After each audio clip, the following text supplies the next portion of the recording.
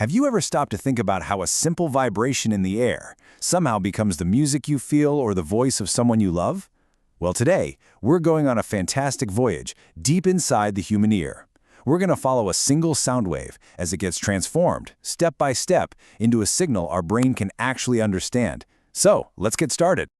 You know, the source material for this explainer says it perfectly, so I'm just going to quote it directly.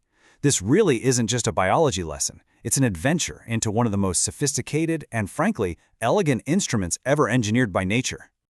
All right, so here's our map for the trip. Every single sound you hear has to pass through these three distinct territories. We're going to start on the outside and work our way deep into the inner sanctum, because that's where the real magic happens. Okay, our journey begins where all sounds do, at the very first gateway, the outer ear. This is where the sound wave is first captured and guided on its way. So the pinna, that's the part of your ear you can actually see and touch. It works with the concha, like a satellite dish, gathering up all those sound waves. Then, they're all funneled down the ear canal, which is the last stop where sound is still just a simple pressure wave moving through the air. And this is where things get really cool from a physics point of view. The exact length and shape of your ear canal makes it resonate, just like an organ pipe. And this isn't random, not at all. It's a piece of evolutionary genius that naturally boosts frequencies in a super important range, the one that's critical for understanding human speech. Your ear literally comes with its own built-in voice amplifier. So our sound wave has made it through the outer ear, no problem.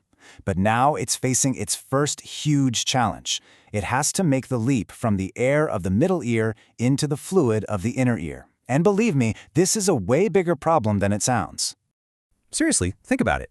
If you've ever tried shouting at a friend who's swimming underwater, what happens? Your voice just reflects right off the water's surface. That's because air and water have completely different resistances to sound. Well, the delicate parts of our inner ear are floating in fluid, so how on earth does a faint little pressure wave in the air ever get through? The scientific name for this problem is acoustic impedance.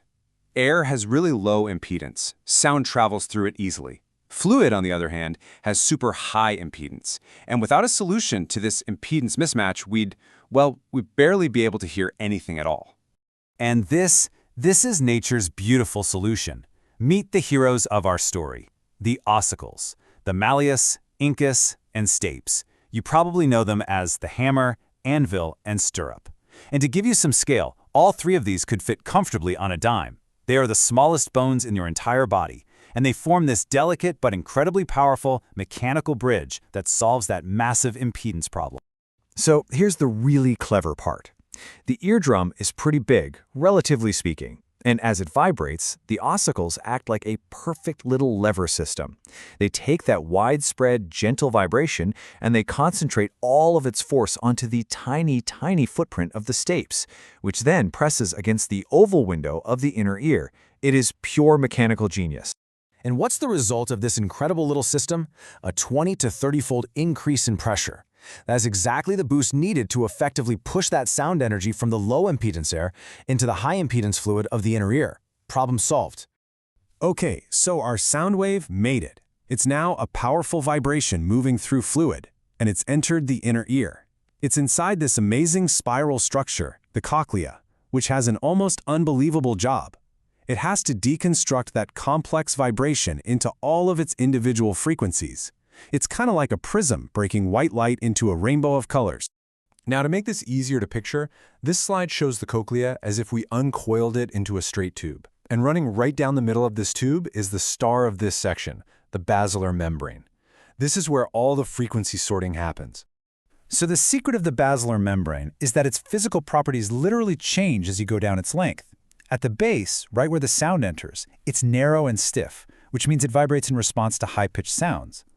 But as you travel all the way to the other end, the apex, it gets wide and flexible, making it perfect for responding to those deep, low-frequency sounds. And this creates something called a traveling wave. A high-frequency sound, like the 2000 Hz tone you see up top, it creates a peak vibration right near the stiff base.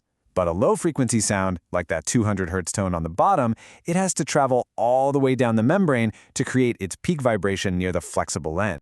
So what you're looking at here is the incredible result. The cochlea has essentially laid out the entire sound spectrum in physical space.